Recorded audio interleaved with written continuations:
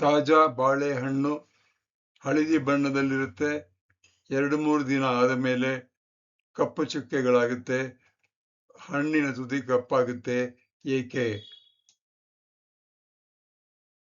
ಎಲ್ಲರ ಮನೆಯಲ್ಲೂ ಆಗುವ ಬಾಳೆಹಣ್ಣು ಕಪ್ಪು ಚುಕ್ಕೆ, ಕಪ್ಪು ಬಣ್ಣ ಏಕೆ ಆಗುತ್ತೆ? ಇದು ಕೆಟ್ಟಿರುವುದಿಲ್ಲ. ಬಾಳೆಹಣ್ಣನ್ನ ಕೆಲವರು ಕೆಟ್ಟಿದಂತೆ ಬಿಸಾಕ್ತಾರೆ.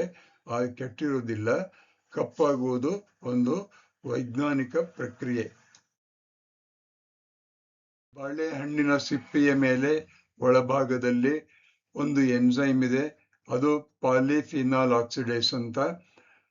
ಗಾಳಿಯಲ್ಲಿರುವ ಆಮ್ಲಜನಕ ಮತ್ತು ಸಿಪ್ಪೆಯ ರಾಸಾಯನಿಕ ಕ್ರಿಯೆಗಳು ಉಂಟಾಗಿ ಅಲ್ಲಿ ಬಣ್ಣ ಬದಲಾವಣೆಯಾಗುತ್ತೆ.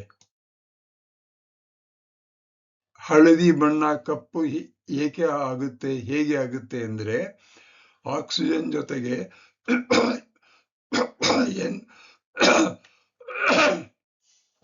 ಎನ್ಸೈಮ್ ಸೇರ್ಕೊಂಡಾಗ ಮೆಲನಿನ್ ಅಂತಕ್ಕಂಥ ಕಪ್ಪು ಬಣ್ಣದ ಚುಕ್ಕೆ ಬರುತ್ತೆ.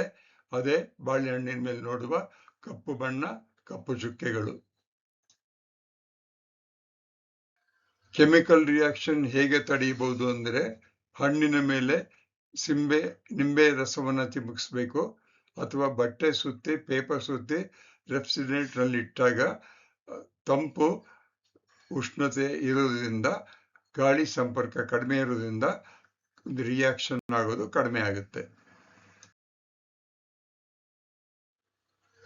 ಕ್ರೆಡಿಟ್ಸ್: ಕಲ್ಪನೆ, ಡಿಸೈನ್ ಮಾತು CG ನಾಗರಾಜ, ಸಹಾಯ ChatGPT, ಇಮೇಜಸ್ ಕ್ರಿಯೇಟಿವ್ ಕಾಮನ್ಸ್. ಯೂಟ್ಯೂಬ್ನವರಿಗೆ ಧನ್ಯವಾದಗಳು.